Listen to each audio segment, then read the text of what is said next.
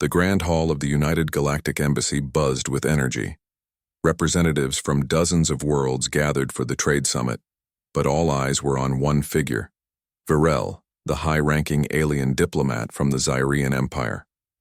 Tall, proud, and graceful, she walked as if the galaxy itself bowed before her. Her silver-blue skin shimmered under the lights, and her voice carried authority with every word. Next to her stood the human delegation, quiet but present. Among them was Ryan, a calm and observant man chosen not for his rank but for his calm nature and deep knowledge of alien customs. Varel noticed him but paid no real attention. In her eyes, humans were primitive and lucky to even be invited. During the summit, Varel stood before the council and began her speech. The Zyrian Empire brings the finest energy cores, star metals, and security networks, she said. And in return we ask for, what? Fruits? Cloth? Water? Are we here to trade with farmers? Laughter rippled through the hall. Some aliens chuckled quietly, while others looked uncomfortable. Ryan remained, still. His jaw tightened, but he didn't speak. The other humans lowered their heads in silent shame. Varel turned toward the human table. Perhaps we expect too much from a species that only reached space after nearly destroying its own planet. The laughter grew louder. Ryan didn't move. He looked straight at her, not with anger, but with something else. Cold focus. After the summit, the Earth delegation met privately. Some were angry, others embarrassed. But Ryan simply said, "Let it go. We'll host her for a month. Let's do our job. Perfectly." Due to a delay in galactic transport systems, Varel was required to stay on Earth for 1 full month.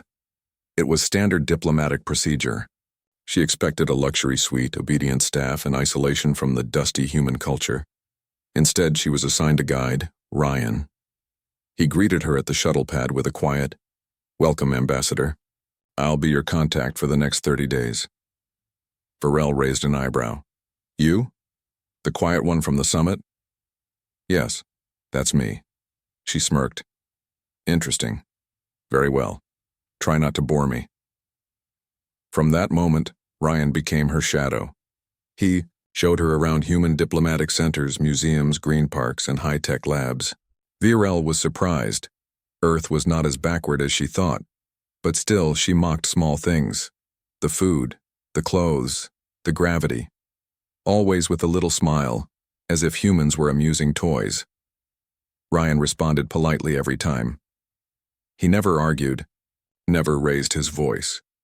He offered her tea, held doors, and kept a professional tone. But behind his calm eyes, something waited. He studied her. Not just her behavior, but her routines, her reactions, her interests, and most importantly, her weaknesses. Not physical ones, but emotional.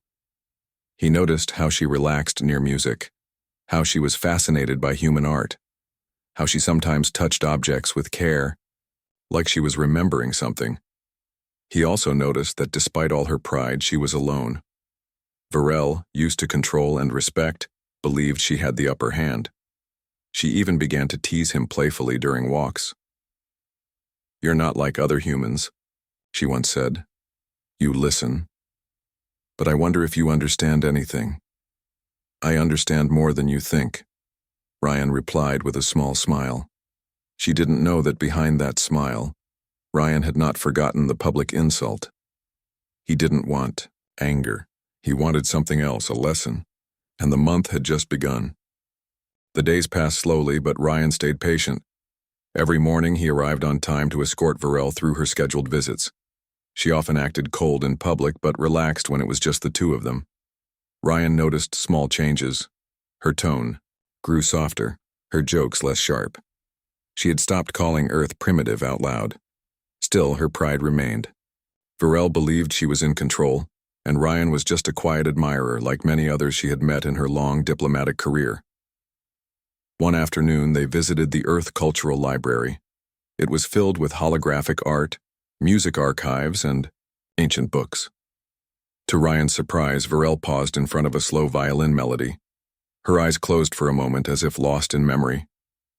"You like this music?" he asked gently. It's peaceful, she replied without looking at him. Our world does not make music like this anymore. Ryan saved that detail in his mind. Later that evening, they attended a soft diplomatic gathering. Earth leaders and other minor species were present.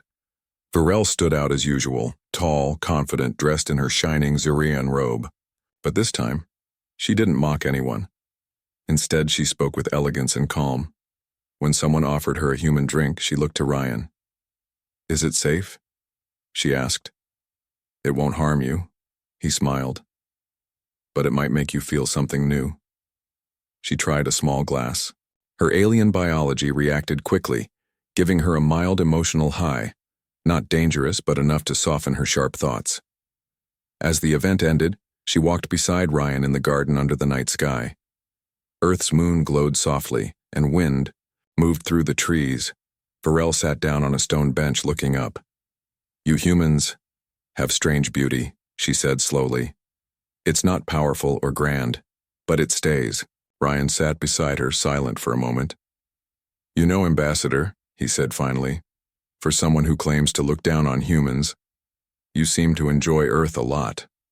She looked at him, half smiling. You think I've changed? I think you've noticed something you didn't expect. Varel's eyes narrowed with curiosity. She leaned a bit closer. Perhaps I have, but don't assume I've grown fond of you. I never assumed anything, Ryan said. I just listen. That night, something shifted. Varel no longer saw Ryan as a simple guide. She started feeling something she didn't understand. An interest, a pull, maybe even attraction. She didn't fight it. After all, it was just temporary. She would leave Earth soon. What she didn't know was that Ryan had already guessed her. Feelings would change. He had read the Zirian cultural documents long before she arrived. He knew about their emotional bonding process, how rare connections between species could happen during shared emotional experiences, especially under moonlight, music, and quiet conversation. He also learned that Zirians could enter what they called the spark, a moment of deep connection that triggered powerful memories and feelings. Most believed this could not happen with humans, but Ryan believed otherwise. Over the next few days, Ryan brought her to more peaceful places, a sunrise over the mountains, a slow boat ride on a calm lake, a quiet walk through old Earth ruins. Every location touched something inside her. She didn't say much, but her eyes said it all. One evening, they stood watching the stars. Varel's voice broke the silence. Why are you doing all this, Ryan? He looked at her. Maybe. To show you we're not what you think. She looked into his eyes, unsure what she saw, but it made her feel something strange. Something warm. She didn't know. But Ryan did. The spark had already begun. The evening was quiet. The air was cool and the stars above Earth looked peaceful. Ryan and Varel stood near a glowing fountain in the Earth diplomatic garden. Soft music played in the background, and the moment felt still, like time had slowed down. Varel spoke in a calm voice. Your planet is strange. It's soft and wild at the same time. You're not wrong, Ryan replied. But maybe that's why it survives. She smiled faintly. I didn't think I'd enjoy staying here, but you've changed that. There was a pause. Something passed between them, silent but strong. Their eyes met, and for the first time, Varel didn't look down at Ryan. She looked at him as an equal. Later that night, the council held a small farewell celebration for visiting diplomats. Varel joined out of formality, but her thoughts were far away. She looked for Ryan when she entered the hall, and her eyes lit up when she saw him. Ryan noticed. He stayed near her throughout the event. Their conversations were quiet and their movements almost natural, like old friends. Then someone offered Varel a second glass of Earth's sweet ceremonial drink. She took it without hesitation. It made her heart feel light, her mind calm. The music, the atmosphere, the closeness, it all felt different now. After the event, Varel asked Ryan to walk her back to her residence. On the way, they passed through a private garden where small lights hung in the trees. She paused near a quiet bench. "I want to rest for a moment," she said softly. Ryan nodded and sat beside her. They talked about stars, about Earth, and about loneliness. Varel slowly opened up, about her strict training, her lack of family, her cold home world. She admitted she never felt truly comfortable with anyone before. Ryan listened. He didn't interrupt. He simply watched her with understanding in his eyes. Then, without planning it, they touched hands.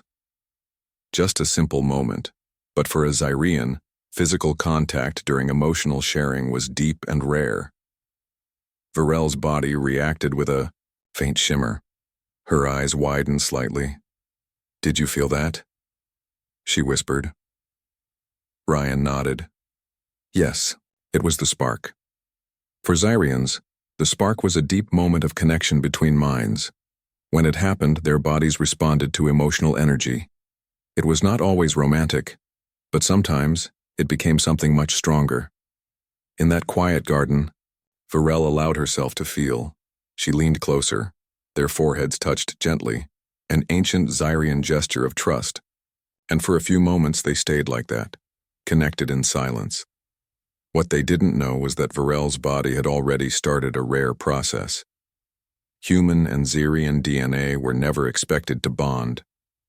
But her biology, affected by Earth's environment, and the deep emotional moment began to change. The next morning, Varel woke up feeling dizzy. Her energy felt different. She ignored it at first, blaming the ceremonial drink. But as hours passed, her body felt warmer and her senses sharper. She looked in the mirror. Her skin was glowing slightly. Her heart raced. "This is not normal," she muttered. She opened her personal medical scanner and checked her vitals. The device blinked, scanned, then showed a result she couldn't believe. Pregnancy detected. Cross-species match, human. Varel stared at the screen. Shock froze her thoughts. Then anger, confusion, and disbelief rushed in all at once. "No. This is impossible," she whispered. But it was real, and she knew exactly who the human was. Varel stormed into the Human Council building without warning. Her eyes were sharp, her steps heavy, and her face filled with rage. The guards didn't stop her. They could feel the tension in her movements.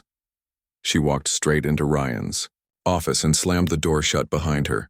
Ryan was sitting calmly, reading a report. He looked up slowly, surprised but not afraid. "You!" she hissed. Ryan stood up, still calm. "Varel, what happened?" "You know exactly what happened," she shouted, holding up her medical scanner. This result." She threw the device on his desk. Ryan picked it up, read the screen, and placed it down without expression. "You're pregnant," he said softly, "with a human child." She snapped. "Yours!" Ryan didn't react with panic or guilt. Instead, he nodded slowly. "Yes." Varel couldn't believe his calmness. "Why are you not shocked?" "Because I knew it might happen," he said. She stepped back, stunned. "You planned this?" "I didn't force anything," Ryan said gently. "You chose to trust me. You reached out. We connected. You shared something deep with me, and I shared something with you. It wasn't a trap." Varel shook her head. "This is wrong. You're a human. I'm a Zyrian diplomat. This could ruin me." Ryan walked around his desk, standing in front of her. "Why? Because you felt something real with someone from a lesser species." Her jaw tightened. "You're trying to trap me." "No," Ryan replied, his voice low and steady. "I'm trying to show you something. You insulted Earth, mocked us, laughed in front of the galaxy. But instead of fighting back with words or weapons, I gave you what you never expected." Varel's voice lowered. "And what is that?" "Understanding," he said. "Connection. And now, consequences." She turned away, her fists clenched. "I could report you to the Galactic Council." He nodded. "Go ahead. But you'll have to explain how a noble Zyrian diplomat shared a deep emotional bond, stayed alone in a human garden, and voluntarily formed a link with a human male." Silence filled the room. Varel knew he was right. The truth would not make Her look like a victim. It would make her look weak, emotional, and careless in the eyes of her empire. "They will say I've broken the code of dignity," she whispered. Ryan sat back down. "Or they'll see you as the first Zarian brave enough to form a real alliance, with the one species no one took seriously." She stared at him for a long time. Her anger burned, but it was mixed with something else now. Confusion, fear, and a strange feeling she didn't understand. "You did this for revenge," she said bitterly. Ryan didn't deny it. "At first, yes. You insulted my world, my people, and me. I wanted to show you who we really are. But now, it's not about revenge anymore." He leaned forward. "It's about what happens next." Varel didn't answer. She left the room. In silence. That night, alone in her guest chamber, Varel sat by the window looking at the stars. Her hand rested over her stomach. The future had changed, and she didn't know what to do. She had always believed power came from control and pride. But now, it had come from a human. The days after the argument were heavy with silence. Varel avoided Ryan completely. She canceled walks, meetings, and even skipped an interplanetary celebration held in her honor. She stayed inside her quarters, pacing alone. Her thoughts were loud, full of questions. How could this happen? How could a proud Zyrian diplomat carry a human child?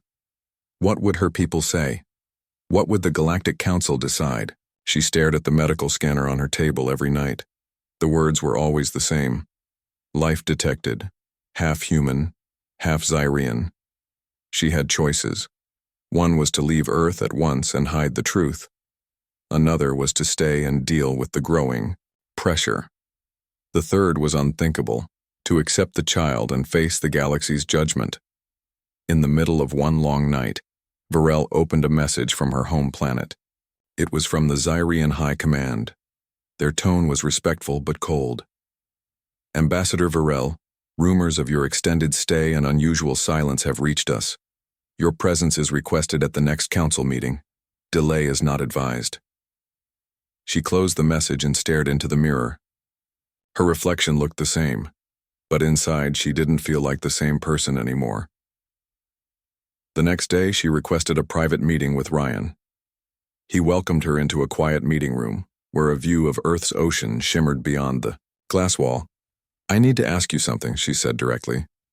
"Go ahead," Ryan replied calmly. "Do you feel proud of what happened?" Ryan looked at her carefully.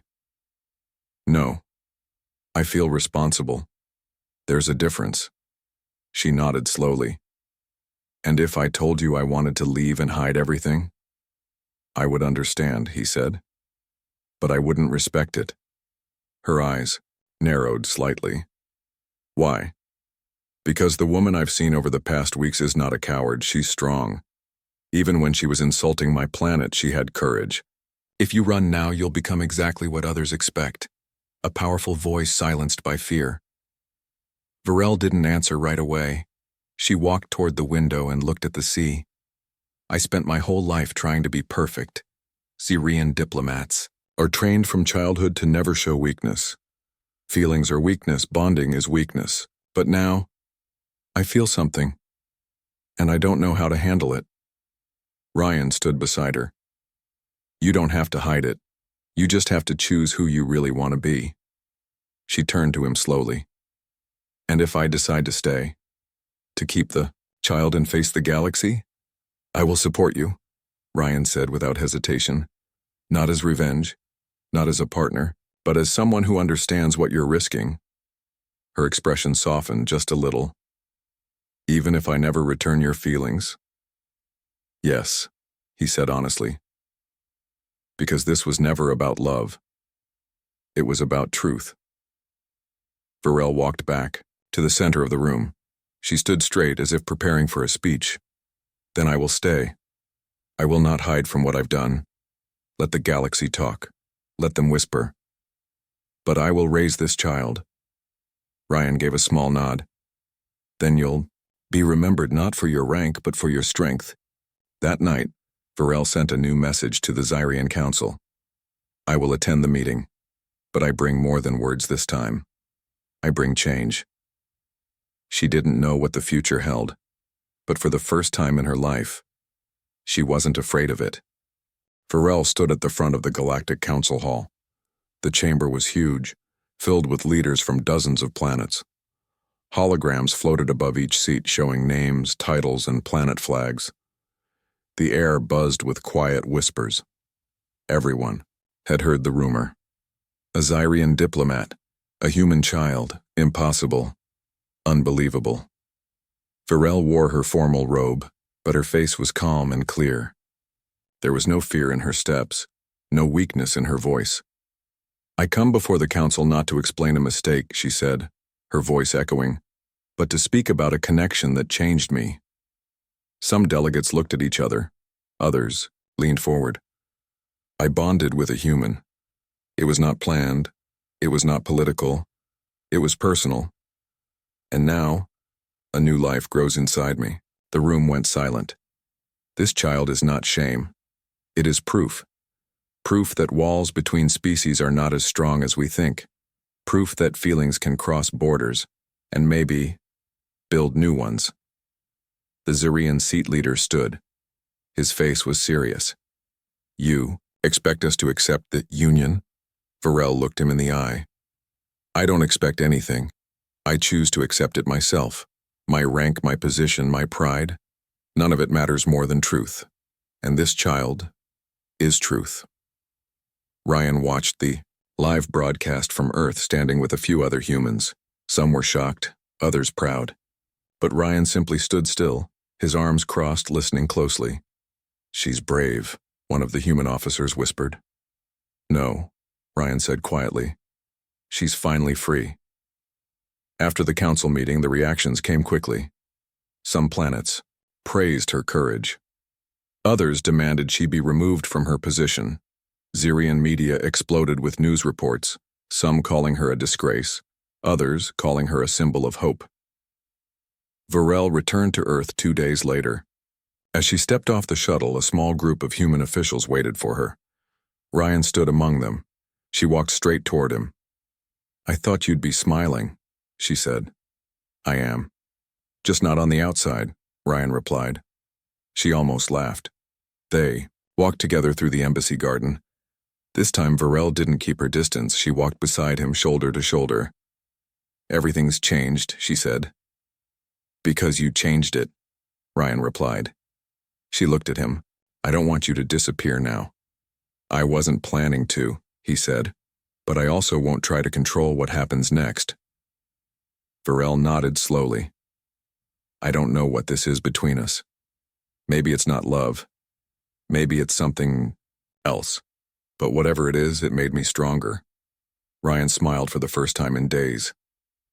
That's all it ever needed to be. Later that night, Varel received a message from the Zyrian High Command. Your actions are under review. Until further notice, your status is changed to Independent Ambassador. It wasn't punishment, but it wasn't honor either. It was a step away from the old world. Varel read the message and placed her hand gently on her stomach. A new title, she whispered. But I already have a new role. She looked out the window where Earth's moon was rising. Her journey had started with pride and power, but now it was about something deeper, something that no council, no empire, and no judgment could take away. 6 months later, Earth's skies had become busier. More alien ships visited and more cultures began to speak about peace, not power.